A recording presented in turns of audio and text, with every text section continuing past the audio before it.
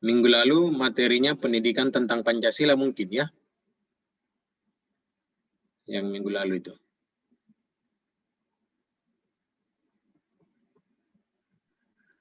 Tapi Pak, Ya. mungkin untuk yang minggu lalu, karena kalau yang Pancasila itu hari Sabtu, terus kalau yang hari Senin minggu lalu itu kalau nggak salah sejarah Pak, yang sejarah perjuangan. Kalau ini belum ya? Yang tampil sekarang di slide belum? KBI Pak, belum. Belum Pak. Oke, baik Linda. Terima kasih. Berarti yang kemarin sejarah Pancasila mungkin ya. Oke, baik. Sekarang kita masuk kepada materi selanjutnya, yaitu pendidikan Pancasila ya. Materi tentang apa perbedaannya pendidikan Pancasila dan pendidikan kewarganegaraan. Kita melihat. Ya, sebelum jauh, nanti materinya juga saya akan upload lagi di dalam kalam, ya, di dalam kelas kita, dan silakan saya mengingatkan kepada adik-adik semua untuk tetap absen di kalam, dan sebentar saya akan membagi ya, absen yang disampaikan ya. Kalau saya tidak salah ingat, kemarin salah satu staf dari Fakultas Kedokteran menyampaikan kepada saya ada perubahan absen, ada penambahan mahasiswa katanya. Oke, baik. Ada beberapa komentar-komentar adik-adik yang di WA, baik itu di WA pribadi saya maupun itu di di WA group terkait dengan tugas kita di YouTube. Ada beberapa teman-teman yang tidak bisa mengakses atau mengirim tugasnya melalui YouTube, saya sampaikan, silakan boleh mengirimkan melalui WA group. Ya, silakan boleh mengirimkan melalui WA group, dan sedangkan yang bisa mengirimkan tugasnya melalui YouTube, komentar di akun YouTube itu, di video itu silakan mengirimkan. Jadi jangan dikirim double ya. Kalau sudah dikirim di WA, di komentar YouTube, jangan lagi dikirimkan di WA. Kemudian ada beberapa kemarin yang sempat saya berikan nilai. Ya, maksudnya yang saya langsung ketik nilainya di kolom komentar YouTube. Ya, akan tetapi yang semua sebelum yang mengirimkan tugas sebelum jam 7 malam ya, tadi malam itu saya sudah berikan nilai, dan nilainya sudah ada di kertas. Ya, di kertas saya sudah ada nilainya, tetapi saya sampaikan sebelum jam 7 malam. Jadi adik-adik mahasiswa yang mengirimkan jawaban, baik di YouTube maupun di WA Group, setelah jam 7 malam itu saya belum periksa. Ya, kenapa? Karena satu dan lain hal, tadi malam saya persiapkan semua dokumen-dokumennya, meng-cross-check bagaimana dokumen-dokumen untuk rapat tadi ya. Jadi siapa tahu adik-adik lagi bertanya, Pak, kenapa saya belum dikirimkan nilainya di komentar YouTube. Ya, jadi nilainya sudah ada semua, tinggal kalau saya ada waktu saya transfer masuk. Kalau tidak, itu menjadi rahasia saya. Ya. Tapi sejauh ini saya perhatikan semua baik nilainya. Ya, ada yang mendapatkan, kalau saya tidak salah, saya hanya memberikan 3 nilai untuk 3 nama. Ada yang mendapatkan kredit poin 91. Ya, jadi nilai tertinggi itu 90. Kalau ada dapat di atasnya itu, kalau saya tidak salah ada dapat 91, itu kredit poin plus. Ya, dia mampu menganalisis apa permintaannya soal dan memberikan jawaban sesuai dengan permintaannya soal. Jadi nilai tertinggi 90, kalau ada di atasnya 90 itu sudah plus-plus mi. Ya, artinya nilai penghargaan lebih ya di dalam pengerjaan tugas. Oke, baik. Sekarang kita lanjut materi dulu. Jadi itu tugas pertama, ya, tugas pertama adik-adik tentang Pancasila ya. Nah, sekarang kita lihat kebijakan nasional pembangunan karakter bangsa. Ya, saya perbesar dulu tulisan saya.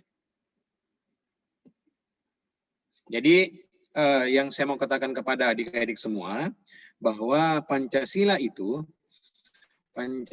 dapat dijadikan sebagai suatu dasar. Pancasila dapat dijadikan suatu dasar untuk suatu kebijakan. Ya. Makanya saya dari awal selalu mengatakan penting dan sangat penting kiranya kita harus mempelajari tentang Pancasila ini. Ya. Kenapa? Karena Pancasila yang awalnya saya katakan Pancasila itu merupakan ground sleh ya, norma dasar. Ya. atau hukum dasar ya. Pancasila itu dapat dijadikan sebagai kebijakan nasional pembangunan karakter bangsa. Makanya dikatakan bahwa ketika kita memiliki nilai-nilai Pancasila, ketika kita memiliki nilai-nilai yang terkandung di dalam sila-sila yang ada dalam Pancasila itu berarti menandakan bahwa karakter bangsa Indonesia itu kuat. Ya, kenapa? Sekali lagi, karena Pancasila itu adalah living law. Pancasila itu adalah folk gaze. Pancasila itu adalah jiwa bangsa. Ya. Karena jiwanya bangsa, karena nilainya pure, nilainya natural, nilainya murni, nilainya asli daripada bangsa itu sendiri, maka mampu membuat karakter bangsa menjadi kuat. Misalnya, saya kasih contoh.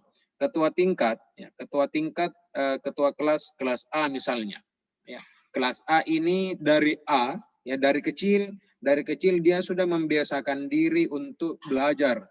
Dia sudah dari kecil, dari hal-hal yang terkecil, dia sudah membiasakan diri untuk disiplin waktu, disiplin mengirimkan tugas, ya, melakukan manajemen terhadap segala halnya. Ini dari awal dia selalu seperti ini. Karena dari awal dia selalu seperti ini, maka terbentuk karakternya. Ya, terbentuk karakternya ketua tingkat, terbentuk karakternya ketua kelas, menjadi suatu karakter yang baik. Ya, karena membentuk karakternya, maka yakin dan percaya ketika suatu mendapatkan problem atau ketika suatu melaksanakan tugas, ya, ketika diberikan suatu diberikan suatu amanah untuk menjalankan tugas, maka ketua tingkat atau ketua kelas ini mampu melaksanakan tugas dengan baik. Karena kenapa? Sudah terbentuk karakternya. Seperti ini juga yang diharapkan, bahwa bangsa kita, masyarakat Indonesia harus membentuk karakternya. Karakter apa? Karakter Indonesia itu sendiri. Karakter Pancasila itu sendiri. Jangan mengadopsi, ya, jangan mengadopsi karakter dari budaya lain. Jangan mengadopsi karakter dari karakternya negara lain. Ke barat-baratan, ke Korea-Koreaan, ke India-Indiaan misalnya, ya. Karena Anda mau dikatakan zaman now, ya, anak milenial misalnya mengikuti perkembangan itu. Tidak seperti itu. Kenapa? Karena kita punya karakter bangsa, kita punya ciri bangsa tersendiri, di mana karakter bangsa kita itu mengedepankan yang namanya sesuai dengan agama kita. Seperti itu ya yang dikatakan. Apa itu karakter bangsa? Karakter bangsa adalah berdasarkan nilai-nilai Pancasila, maka Pancasila jelas menjadi sumber bagi pendidikan karakter di Indonesia. Ini tadi yang saya jelaskan. Berkarakter Pancasila berarti manusia dan bangsa Indonesia memiliki ciri dan watak. Apa itu? Yang pertama, apa ciri dan wataknya? Yang dikatakan berkarakter Pancasila itu religius humanis. What the meaning religius humanis? Yang dikatakan religius itu bahwa percaya kepada Tuhan yang Maha Esa. Yang dikatakan religius itu memiliki agama. Ya. Bukan hanya memiliki agama, tetapi mencoba untuk mengimplementasikan nilai-nilai agama dalam kehidupannya sehari-hari. Bukan hanya melaksanakan sholat. Yang religius itu bukan hanya melaksanakan sholat, bukan hanya melaksanakan ibadah haji, bukan hanya melaksanakan ibadah umroh, bukan hanya bersedekah, bukan hanya zakat, bukan itu yang dikatakan religius. Tetapi religius adalah bagaimana caranya kita mengilhami, bagaimana caranya kita mampu mengimplementasikan semua nilai-nilai peribadatan kita kepada hablum minallah untuk hablum minan nas kita. Itu religius. Sedangkan yang mana itu humanis. Banyak orang yang religius, mohon maaf dalam tanda kutip, banyak orang yang paham agama. Ya, banyak orang yang, mohon maaf lagi dalam tanda kutip, selalu datang sholat 5 waktu di masjid, sumbangannya sangat besar di masjid, kalau ada kegiatan-kegiatan kerohanian datang di masjid, tapi tidak banyak orang yang sering seperti itu yang saya katakan juga baik sama orang lain. Ya, bukankah dikatakan dalam Al-Quran bahwa sesungguhnya ya salat itu mencegah kita dari perbuatan mungkar, ya, perbuatan keji, ya, perbuatan yang tercela. Seperti itu. Itu yang dikatakan humanis. Yang dikatakan, apalagi Anda nanti sebagai calon dokter, dokter itu harus humanis. yang dikatakan dokter harus humanis, misalnya harus ramah kepada pasien, ya. Jangan pasiennya sudah loyo-loyo, Anda bentak-bentak. Kenapa? Kenapa? Nah, bisa saja langsung stadium 4, is dead pasiennya. Ya. Bukan karena Anda sudah capek keliling rumah sakit, ke sana ke sini rumah sakit, kemudian tiba-tiba masuk salah satu rumah sakit, masuk ke ruang pasien, masuk ke ruang operasi misalnya, langsung marahi semua susternya. Suster ini bodoh, ini anuan begini. Tidak seperti itu, ya. Apalagi saya katakan, apalagi dokter. Dokter itu adalah salah satu profesi, ya, salah satu profesi yang mulia, ya, salah satu profesi yang mulia. Kenapa? Karena meskipun dokter itu bukan Tuhannya Tuhannya kesehatan, ya, Tuhannya sehat, tetapi dokter adalah salah satu perantara, ya, salah satu perantara yang dititipkan oleh Tuhan di dunia untuk membantu bagaimana kita bisa sehat, ya. Seperti itu. Jadi dokter harus humanis, selain religius harus humanis juga. Kemudian apalagi ciri dan watak berkarakter Pancasila itu? Yang kedua adalah nasionalis. Apa yang dikatakan nasionalis? Nasionalis itu adalah cinta kepada bangsanya, cinta kepada tanah airnya, cinta kepada sesamanya, Bhinneka Tunggal Ika. Ya. Jangan misalnya karena misalnya dokternya ini ditempatkan di Papua, jauh sekali ini di Papua, ya. Supaya saya tidak ditempatkan lagi di Papua, saya buat nih dulu masalah-masalah supaya saya dipindahkan cepat. Nah, itu tidak nasionalis itu, ya. Misalnya lagi, misalnya dokternya laki-laki, kemudian pernah pacaran dengan orang B, misalnya orang daerah B, putus dengan orang B itu. Datang lagi pasiennya sama dengan sekampung daripada orang B itu. Nah, dia tolak pasiennya, jamuk itu. Kenapa? Karena dari kampung itu pernah saya disakiti hatinya. Itu tidak nasionalis namanya. Nasionalis itu tidak membeda-bedakan warna kulit, tidak membeda-bedakan agama, tidak membeda-bedakan budaya, tidak membeda-bedakan asal-asal, tidak membeda-bedakan demikian. Kenapa? Karena konsep Indonesia adalah negara kesatuan Republik Indonesia. Makanya dikatakan kesatuan, bukan persatuan. Beda itu persatuan, beda kesatuan. Apa perbedaannya? Nanti kita jelaskan lagi, ya. Kemudian apa lagi ciri dan watak orang berkarakter Pancasila itu? Demokratis.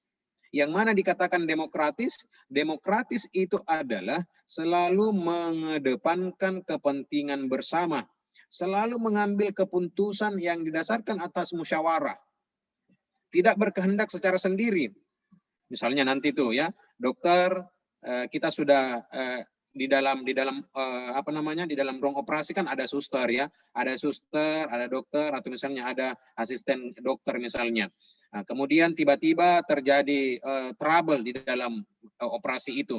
Dokter langsung memutuskan kalau seperti itu kita suntik saja seperti ini, ya. Tetapi karena ada suster senior di situ misalnya, suster mengatakan itu, dok, bagus kalau kita lakukan yang seperti ini dulu, dok. Nah, asisten dokter juga mengatakan, iya dok, bagus seperti ini dok. Kebetulan kami pernah mendapatkan masalah seperti ini, begini solusinya, dan berhasil dok. Tapi dokter mengatakan, tidak. Menurut ilmu yang pernah saya baca, langsung disuntikkan begini saja. Tiba-tiba disuntikkan, hilang napasnya orang itu. Nah, ini yang dikatakan bahwa dia tidak demokratis. Saya ulangi sekali lagi, demokratis itu adalah selalu mengambil keputusan, selalu mengambil keputusan yang didasarkan bukan untuk kepentingan bersama, bukan untuk kepentingan pribadi, tetapi untuk kepentingan bersama. Itu yang dikatakan demokratis. Selalu melakukan musyawarah, selalu melakukan minta pendapat orang lain, bagaimana caranya, ya.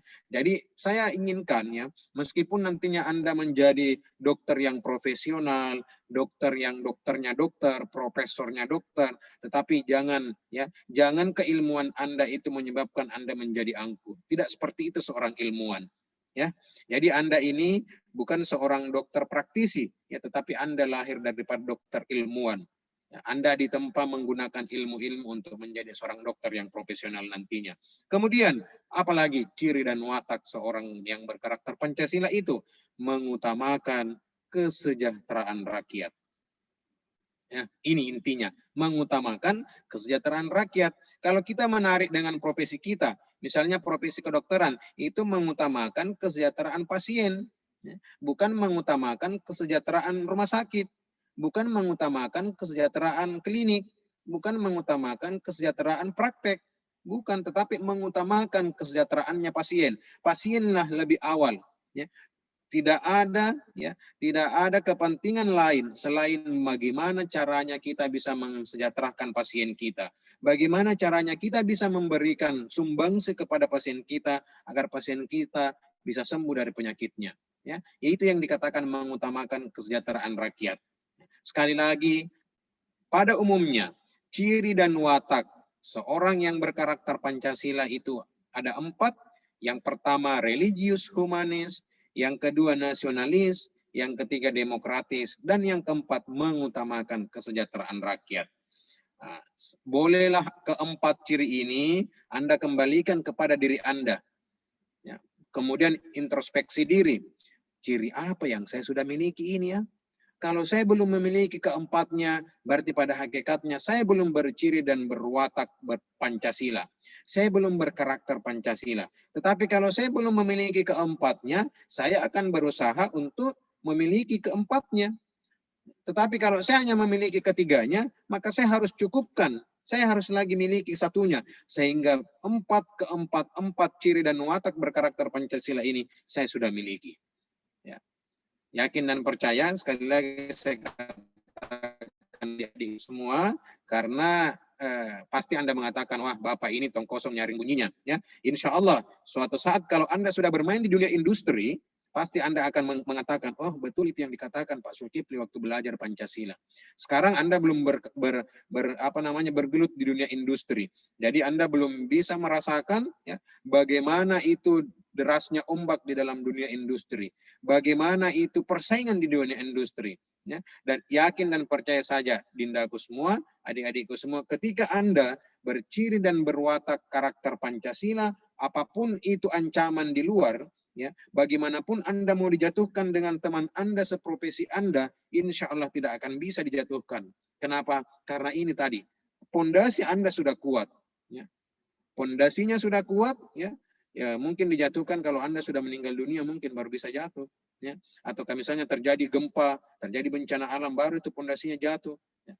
Tetapi insya Allah kalau Anda memiliki ciri dan watak berkarakter Pancasila, tidak akan mudah untuk tergerus oleh zaman. Ya. Apalagi sekarang di dunia industri itu sangat menakutkan ya, lebih menakutkan daripada hantu itu. Kenapa? Karena di dunia industri, saya tidak menakut-nakuti adik-adik, tapi saya hanya mau berbagi pengalaman saja. Di dunia industri itu, saya sampaikan kepada semua, di dunia industri, susah kita membedakan mana kawan, mana lawan. Itu sangat susah. Terkadang semeja kita teman, terkadang semeja kita kawan. Kita baru melangkahkan kaki keluar rumah, keluar ruangan, sudah lawan nih. Jadi saya sangat kalau dulu ada ada majas yang mengatakannya, atau ada persepsi orang yang mengatakan, ada Fameo yang mengatakan bahwa musuh dalam selimut. Saya katakan sekarang tidak berlaku lagi itu. Sekarang musuh dalam karung. Kenapa? Karena kita dalam satu wadah terkecil itu menjadi musuh kita. Goyang sedikit itu akan menjadi musuh kita ya. Jadi saya mau sampaikan kepada adik-adik semua, jadilah seorang profesi yang profesional. Ya, jadilah dokter dengan profesi Anda yang profesional. Karena zaman sekarang ini sangat mudah kita mencari kesalahan orang lain. Dan ketika Anda sudah ditemukan kesalahannya, maka apapun itu, ya, 1 juta, 1 miliar, 1 triliun kebaikan Anda akan terhapus dengan kesalahan, meskipun itu kesalahan 0,1%. Ya, itu zaman yang sekarang yang berlaku. Ya, sekali lagi saya sampaikan, saya tidak menakut-nakuti adik-adik, tetapi saya harapkan ini adalah media adik-adik semua, ini adalah momentum adik-adik semua untuk perkuat teorinya. Karena kalau Anda kuat teori, maka akan hebat di praktek. Tetapi kalau Anda tidak kuat teori, hanya hebatnya di praktek, maka cepat atau lambat Anda akan jatuh. Ini pesannya, ini pesan saya. Jangan seperti itu ya, karena saya sangat senang nantinya ketika salah satu mahasiswa saya ini menjadi dokter terhebat di Indonesia misalnya, atau bahkan dokter terhebat di dunia, masuk jajaran dokter terhebat misalnya di dunia. Saya lihat, Oh, ini pernah ketua kelas A. Oh, ini pernah ketua kelas B mahasiswa saya ini. Ya, tetapi itu menjadi kesenangan juga ya saya sebagai dosen adik-adik. Tetapi saya juga menjadi pukulan ya, menjadi beban ketika nanti misalnya ada adik-adik tertangkap oleh KPK misalnya, atau ada adik-adik dipengadilankan misalnya. Saya lihat, dokter, profesor, dokter ini. Mahasiswa saya kemarin ini Pancasila ini di Fakultas Kedokteran UMI itu menjadi cambuk juga bagi saya ya, menjadi beban juga bagi saya. Berarti saya kurang berhasil ya memberikan pendalaman materi kepada adik-adik ya gitu. Jadi mulai sekarang bangun fondasi adik-adik sangat kuat ya. Kalau di bagian arsitek itu dikatakan menggunakan cakar ayam. Gunakan itu ya. Tanam cakar ayam itu di kepala Anda. Kemudian usahakan cakar ayam itu masuk rohnya ke dalam jiwa Anda sehingga keluar outputnya itu semua yang baik-baik. Ya, semua yang memiliki karakter. Sehingga nanti Anda diperebutkan. Dokter sana bagus. Dokter sana bagus. Meskipun jauh dari pasien dari manapun itu datang kepada Anda. Dokter ini bagus, dokter ini ramah, dokter ini begini. Kenapa? Karena tidak lain dia memiliki ciri dan watak. Ya, pasti Anda sudah bisa melihat tuh perbedaan. Kalau di Fakultas Kedokteran, oh dokter A ini begini. Dokter ini bagus. Banyak mahasiswa mengatakan kenapa dokter ini bagus? Misalnya Anda melihat secara sekilas, oh memang karena dia memiliki karakter-karakter seperti ini ya. Itu pelajari itu Dinda ya. Jadi Anda belajar di universitas, Anda belajar di Fakultas Kedokteran, tidak hanya belajar ilmu-ilmu tentang kedokteran dan ilmu-ilmu lainnya, tapi coba juga mempelajari karakter-karakter orang tersebut. Pahami karakternya orang ya, apalagi Anda dokter, pahami karakternya orang. Ketika Anda sudah memahami karakter, maka Anda akan mudah untuk berkomunikasi dengan orang tersebut. Ya. Kemarin ada pertemuan 2019 kalau saya tidak salah di Unhas, saya sempat mengatakan begini ya, saya diundang dari salah satu akademisi hukum, itu kegiatannya kegiatan kedokteran. Saya sempat menanyakan, cuma saya lupa. Namanya itu profesor, dokter, siapa itu saya lupa ya. Dari Jawa, saya mengatakan, Dok, mohon izin Prof, apakah memang seorang dokter itu dia tidak mengetahui penyakit? Dia hanya mengetahui obat. Kemudian panjang sekali analisisnya, seperti ini. Dia katakan, kenapa demikian Bapak mengatakan? Saya bilang, saya dok, semenjak saya ke rumah sakit, atau saya ke klinik, atau saya ke praktek, dokter praktek, saya tidak pernah itu langsung diperiksa. Biasanya saya ditanya, kenapa? Apa keluhannya? Jadi saya berargumen seperti itu dok, ya, tetapi banyak penjelasannya seperti ini, tapi saya terima bahwa mungkin dokter juga manusia, ya, dan memiliki batasan-batasan tertentu seperti itu. Ya, sekali lagi saya katakan adik-adik, cobalah ya untuk bangun karakter dalam diri Anda. Jangan karakter itu jangan Anda buat karakternya ya, tetapi jadilah pribadi yang seadanya, yang memang itu pribadi Anda ya. Bukan makanya ada istilah itu ya, ada konotasi yang mengatakan berkarakter ganda. Kenapa? Karena ternyata dia menggunakan topeng ya, tetapi topengnya bukan topeng yang biasa kita lihat ya. Lain karakter aslinya, lain yang keluar seperti itu. Jangan seperti itu Dinda. Mencobalah untuk belajar dari diri sendiri, membangun ya. Saya yakin dan percaya ini sulit. Kenapa? Karena perubahan itu butuh suatu proses, dan perubahan itu butuh rintangan besar ya. Untuk mengubah menjadi yang baik itu membutuhkan waktu, untuk mengubah menjadi baik itu membutuhkan rintangan yang sangat besar ya. Saya katakan kepada adik-adikku semua, Anda harus optimis ya. Sekalipun temboknya itu setinggi langit, yakin dan percaya ya, Anda akan bisa menembus itu ya. Kenapa? Karena karakter Anda sudah kuat. Oke, lanjut ya. Seperti ini ya kalau kita belajar Pancasila. Beda kemarin kalau kewarganegaraan. Pancasila itu biasanya lebih banyak pendekatan-pendekatan agamanya. Lebih banyak dengan ceramah-ceramahnya ya. Jangan sampai adik-adik semua mengatakan, ini Pak dosen ini ceramah ji. tidak memberikan materi Pancasila. Kenapa? Karena begitu. Ya, begitu harus penyampaian daripada Pancasila. Oke, lanjutnya Dinda, landasan pendidikan Pancasila. Silakan adik-adik boleh baca. Ini ada landasan historisnya. Historis itu sejarah ya. Bagaimana landasan sejarahnya? Kemarin kita sudah ungkapkan secara bersama ya, secara umum di dalam materi yang 2 minggu yang lalu, minggu lalu ya. Nah, ini yang saya selalu katakan, filosofis Grondslag ya, atau dasar filosofis atau hukum dasar hukum ya, itu atau yang dikatakan filosofis Grondslag dalam bahasa Belanda. Nah, sedangkan landasan kultural ini landasan culture ya, atau kebudayaan ya, atau adat misalnya, atau kebiasaan misalnya. Jadi dikatakan bahwa secara kultural unsur-unsur Pancasila terdapat pada adat istiadat. Jadi ini sebelum ini ya, ini sebelum Indonesia merdeka. Ya. Sebelum Indonesia merdeka, bahwa Pancasila itu unwritten constitution, Pancasila itu belum tertulis pada waktu itu, ditemukan di mana? Ditemukan di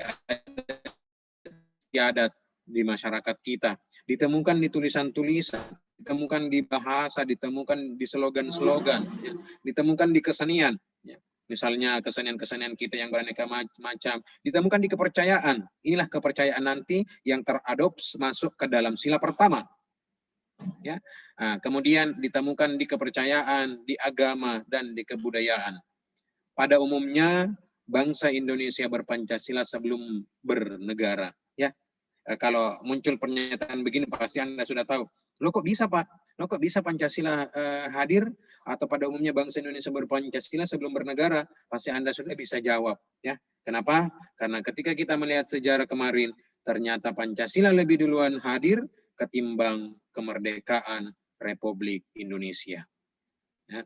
Yakni Pancasila dalam kehidupan keagamaan dan kehidupan budaya. Ya, mohon maaf sekali lagi, saya tidak menghalangi adik-adik untuk bertanya misalnya, tetapi saya mohon maaf, saya nanti kalau ada pertanyaan ya, tolong ketua tingkat atau ketua kelas atau sekretaris setelah kita Zoom meeting ini secepatnya kalau bisa kirimkan saya recordnya di email saya lagi kembali ya, kemudian saya upload di akun YouTube. Silakan adik-adik berkomentar di situ, nanti kita di situ berdiskusi.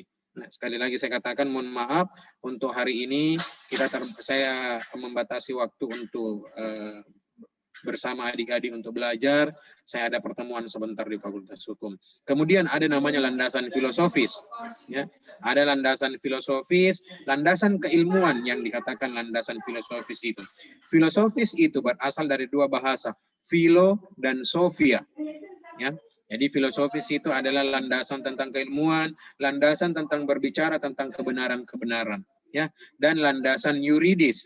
Yang dikatakan yuridis itu adalah landasan hukumnya atau dasar hukumnya, ya, dasar substansinya atau written constitution-nya.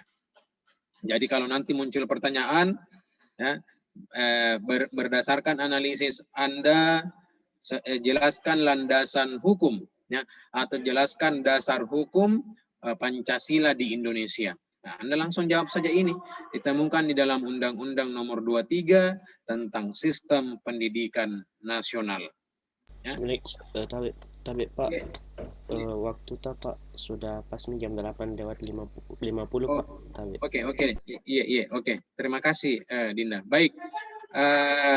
Ini meskipun belum saya jelaskan ini, ya, nanti silakan adik-adik bisa download di kelas Kalam. Nanti saya akan upload. Insya Allah minggu depan kita lanjut lagi. Sekali lagi saya mohon maaf kepada adik-adikku semua. Hari ini saya tidak bisa menemani adik-adik untuk selesaikan materi dan berdiskusi lebih jauh ya. Tetapi untuk itu saya siapkan media lain. Saya siapkan akun YouTube. Nah, ini sudah berdering-dering handphonenya. Sepertinya sudah disuruh untuk merapat. Nah, sekali lagi mohon maaf ya. Saya bukannya tidak mau lama-lama dengan adik-adik semua untuk saling berbagi, saling berdiskusi, tapi satu dan lain hal. Oke, terima kasih untuk semua.